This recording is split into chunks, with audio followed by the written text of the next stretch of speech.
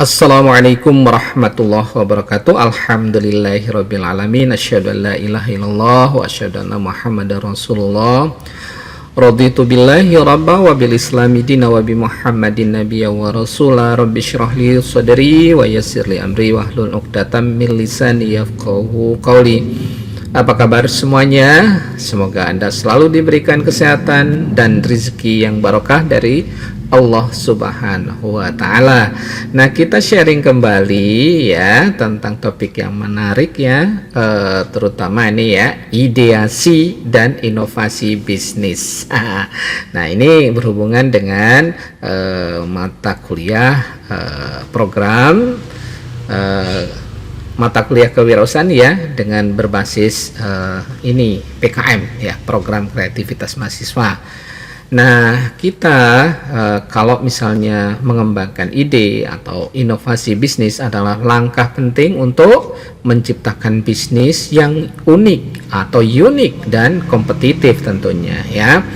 Berikut ini adalah beberapa langkah yang bisa Anda ikuti atau kalian ikuti ya untuk menghasilkan ide bisnis yang inovatif. Nah, dimulai dari apa? Dimulai dari identifikasi masalah atau kebutuhan. Jadi harus ada kita identifikasi masalah itu, kemudian kebutuhannya apa. Nah, bagaimana caranya? Yang pertama itu bisa kita lakukan dengan mengamati pasar ya. Perhatikan masalah atau kebutuhan yang belum terpenuhi di pasar ya. Kemudian pelajari tren yang sedang berkembang, dan dari celah itulah yang bisa kita diisi. Apa yang bisa diisi dari celah itu? Oleh produk atau layanan yang baru yang bisa kita lakukan ya. Jadi kita amati pasar itu supaya jelas. Kemudian yang berikutnya adalah kita lihat feedback pengguna ya, dengarkan masukan dari calon pengguna ataupun pelanggan ya, untuk memahami apa sih yang mereka butuhkan atau apa sih yang bisa diperbaiki dari solusi yang ada ya.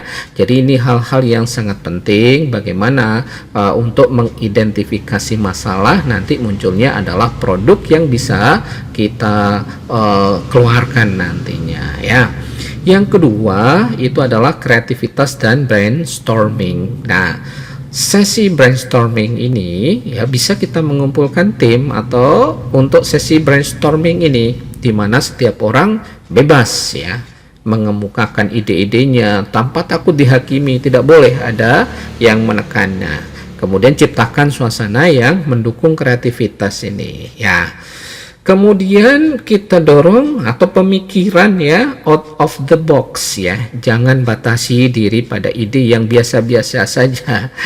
Jangan batasi ya, biarkan mereka. Kemudian pikirkan konsep yang belum pernah dicoba sebelumnya. Jangan dibully dulu sebelum sudah dibully. Nggak bisa atau apa. Jangan seperti itu. Biarkan mengalir pemikiran yang liar ya, liar dalam hal yang positif tentunya ya, mudah-mudahan positif ya. Kemudian yang berikutnya adalah yang ketiga, analisis pasar. Nah, riset kompetitor misalnya, kita teliti apa yang sudah dilakukan oleh kompetitor kita, pesaing kita. Nah, kemudian cari tahu kelebihan dan kekurangan mereka untuk menemukan peluang inovasi, apa yang bisa kita tingkatkan, apa yang bisa kita inovasi ya. Nah, ini yang perlu kita lakukan ya. Nah, kemudian kita lihat segmentasi pasar. Nah, tentukan segmen pasar yang akan kita targetkan. Nah, ini akan membantu menyesuaikan produk atau layanan agar lebih relevan bagi audiens tertentu atau bagi pelanggan tertentu. Nah, yang keempat langkahnya adalah memvalidasi ide atau validasi ide. Nah, bisa kita munculkan prototype dan MVP ya, buat prototype atau minimum viable product atau MVP ya, untuk menguji ide di pasar yang nyata ya. Ini akan membantu mendapatkan feedback awal misalnya ya, tanpa harus mengeluarkan biaya yang besar ya. Dalam skala kecil dulu, namanya aja prototype ya. Jadi kecil-kecilan ya. Nah, selanjutnya adalah survei dan uji coba. Lakukan survei atau uji coba terhadap sekelompok kecil konsumen untuk melihat responnya bagaimana mereka terhadap ide bisnis yang sudah kita munculkan. Nah, itu ya. Jadi ini adalah validasi ide. Kemudian selanjutnya inovasi berkelanjutan. Nah, iterasi setelah mendapatkan feedback ya, jangan takut untuk mengubah atau mengembangkan ide tersebut ya. Kita harus tahan kritik ya, kita perbaiki ya. Proses iterasi sangat penting untuk menghasilkan produk yang sesuai dengan keinginan pasar ya. Jadi kita itu yang penting itu adalah bahwa produk kita atau apapun layanan kita memang ada kesesuaian dengan keinginan pasar ya, jangan keinginan kita, nanti nggak bisa diterima pasar. Nah, kemudian yang penting ya berkaitan dengan inovasi berkelanjutan adalah teknologi baru. Jadi memanfaatkan teknologi baru untuk menciptakan solusi yang lebih efisien atau untuk memperbaiki produk yang sudah ada ya. Itu hal-hal. Nah, yang keenam adalah pemasaran kreatif ya. Misalnya branding unik ya, ciptakan identitas merek yang kuat dan berbeda. Branding yang unik ini menjadi kunci sukses dalam pasar yang kompetitif. Kemudian selanjutnya adalah strategi digital, gunakan media sosial ya, dan pemasaran digital lainnya ya, untuk menjangkau audiens ataupun pelanggan yang lebih luas ya. Pada era sekarang ini harus tidak boleh ada sekat-sekat, terutama kita manfaatkan media sosial yang sesungguhnya sangat luar biasa ya perkembangannya. Kita manfaatkan hal itu. Yang berikutnya ya, kita akan sharing juga, akan kita bahas topik bagaimana atau teknik memunculkan ide bisnis yang kreatif dan inovatif ini ya. Ini penting.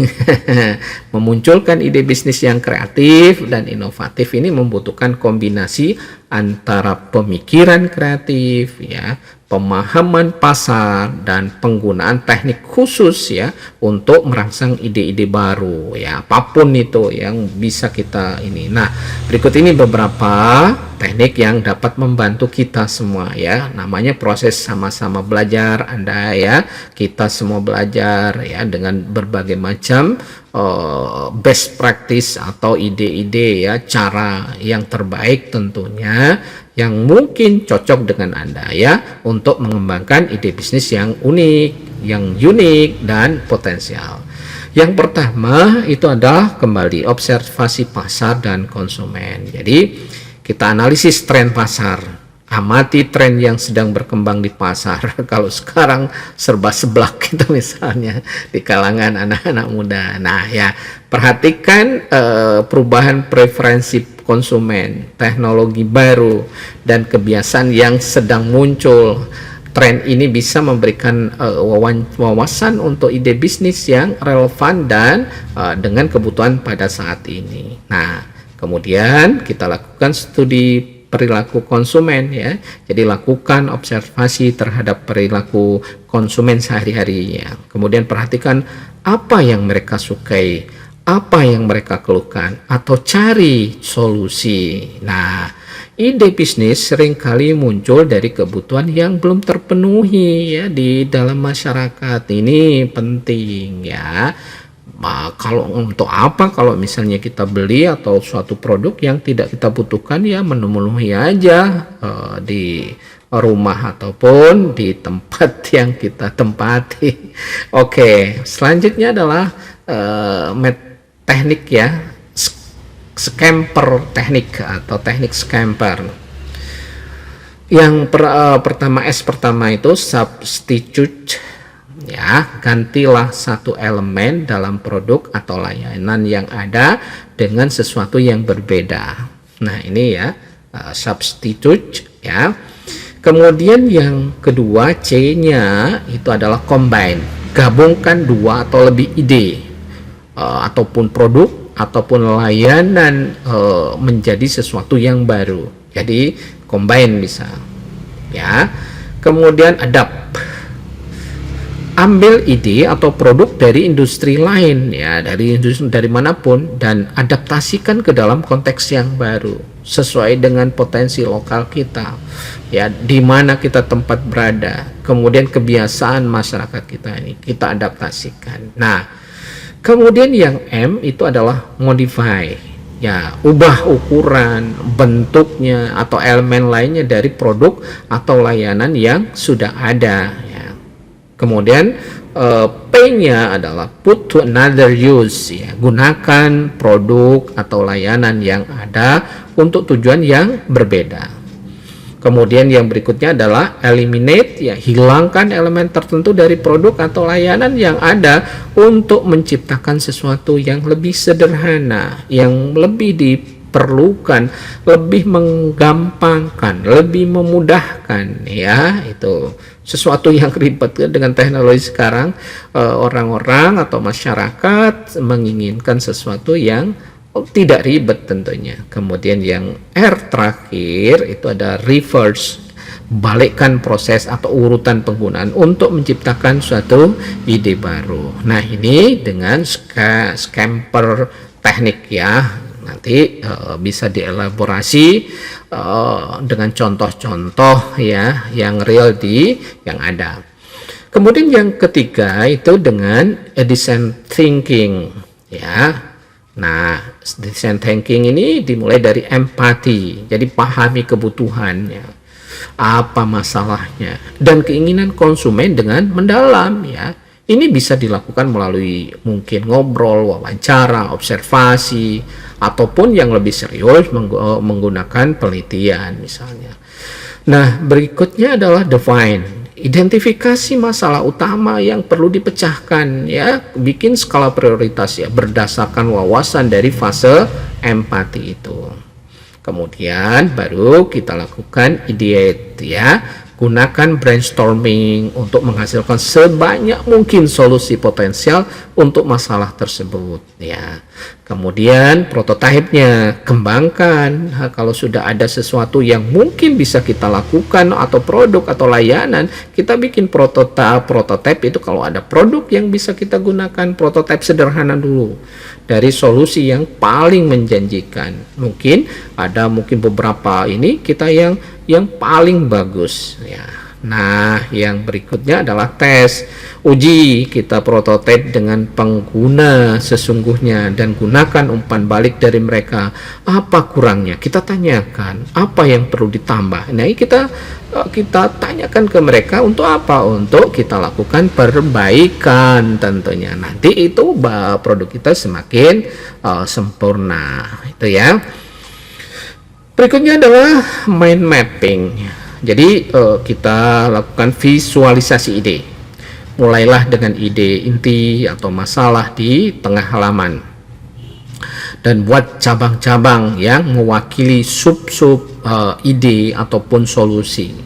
Terus kita kembangkan setiap cabang hingga kita menemukan pola atau koneksi baru yang bisa menjadi ide bisnis ya. Jadi seperti itu. Jadi koneksi nonlinear mind mapping ini membantu kita melihat hubungan antara ide yang mungkin tidak terlihat jelas pada awalnya dan merangsang kreativitas kita ya. Jadi itu. Kemudian berikutnya yang kelima, tekniknya bisa kita lakukan role playing atau role storming. Berpikir dari perspektif lain, bermain peran sebagai pelanggan misalnya, pesaing, atau bahkan pihak lain yang terlibat dalam bisnis. Misalnya, bagaimana jika kamu adalah pelanggan yang sangat kritis? Apa yang akan kita atau kalian atau Anda semua inginkan? Atau kritik dari bisnis ini? Ya boleh ya, jangan sumbu pendek, pokoknya biarkan saja berjalan. Nanti kita akan dapat sesuatu. Nah, nanti akan muncul peluang baru. Teknik ini memungkinkan kita semua untuk melihat peluang yang mungkin terlewatkan dari sudut pandang biasa. Oke, ya. Selanjutnya teknik yang bisa kita lakukan untuk ide ini ya, yang inovatif adalah inversi atau reverse thinking ya. Jadi berpikir terbalik. Alih-alih mencari cara untuk memecahkan masalah, tanyakan bagaimana sih cara menciptakan masalah ini. Jadi bukan menyelesaikan masalah, dibalik bagaimana menciptakan masalah ini. Nah, setelah itu baru ide ini kita kembangkan, balikkan ke mereka untuk mencari solusi yang inovatif ya. Jadi kita cari sebetulnya bagaimana sih itu. Nah, gitu dah, itu kita tanyakan balik ke mereka.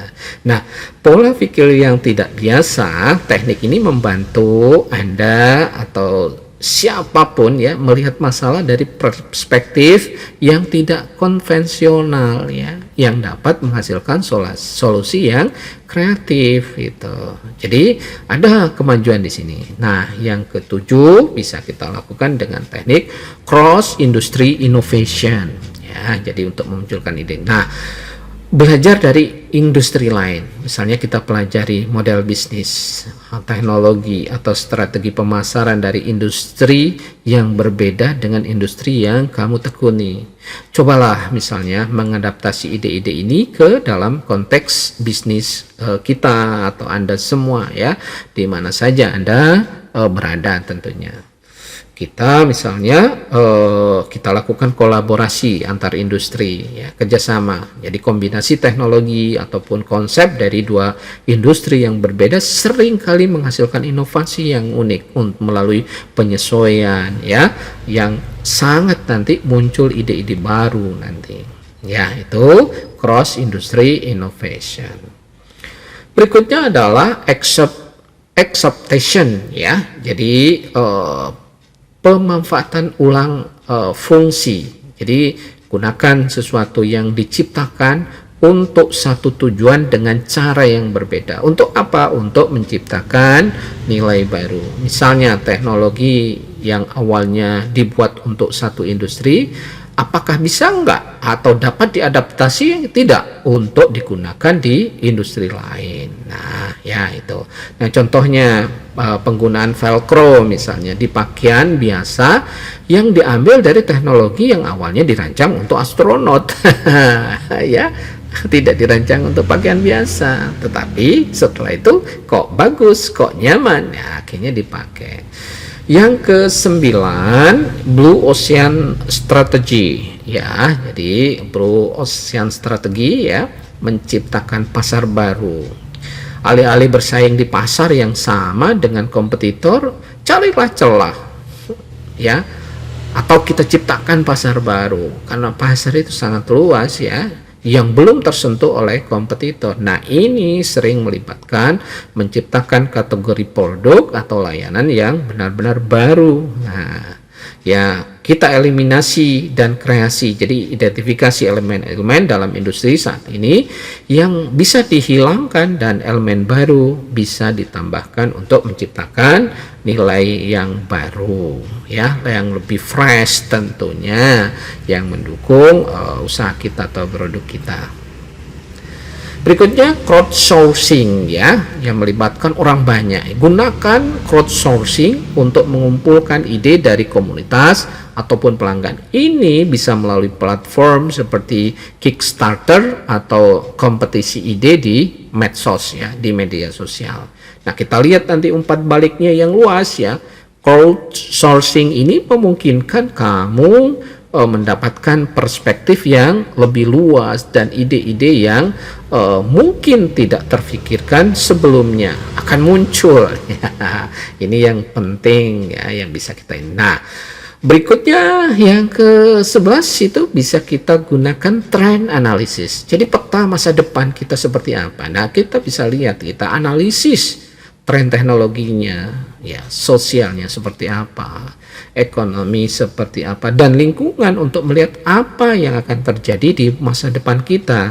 Nah, ide bisnis inovatif sering kali muncul dari memprediksi kebutuhan masa depan dan menyiapkan solusi sejak dini. Jadi sudah kita lihat ya, kita perkirakan, kita prediksi. Nah, setelah itu kita adopsi dini ya, dengan mengidentifikasi tren yang sedang muncul nanti,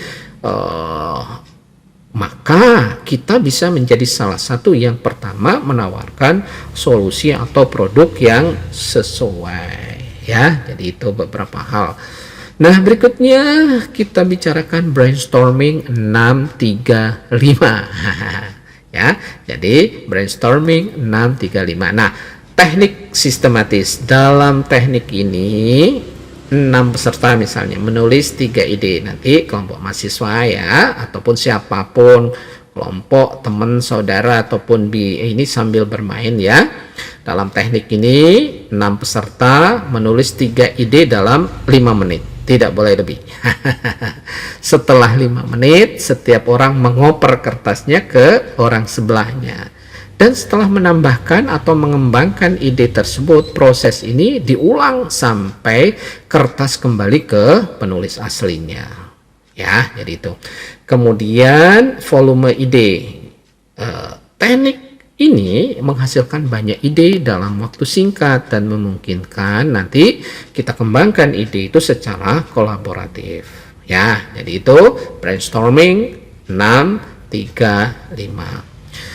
Yang ke-13 yang terakhir ya, yang bisa kita lakukan bagaimana memunculkan ide yang inovatif ini ya, the what if game. Jadi kita lakukan eksplorasi hipotesis, ajukan pertanyaan what if untuk mengeksplorasi kemungkinan yang tidak terbatas, biarlah gitu ya. Misalnya what if semua orang harus bekerja dari rumah selamanya atau what if produk ini bisa nggak berbicara. Jadi seperti itu ya. Jadi mendorong imajinasi kita. Nah, teknik ini membantu kita berpikir di luar batasan ya, batasan normal tentunya, dan mengeksplorasi ide-ide baru yang mungkin tidak terfikirkan sebelumnya. Oke, demikian yang bisa kita sampaikan dalam kesempatan ini ya. Nanti kita lanjutkan dalam sharing berikutnya. Mudah-mudahan bermanfaat ya. Tetap semangat ya, tetap sehat tentunya. Mudah-mudahan selalu diberikan rezeki yang barokah dari Allah Subhanahu wa taala. Nasrun minallah fatun qarib. Wassalamualaikum warahmatullahi wabarakatuh.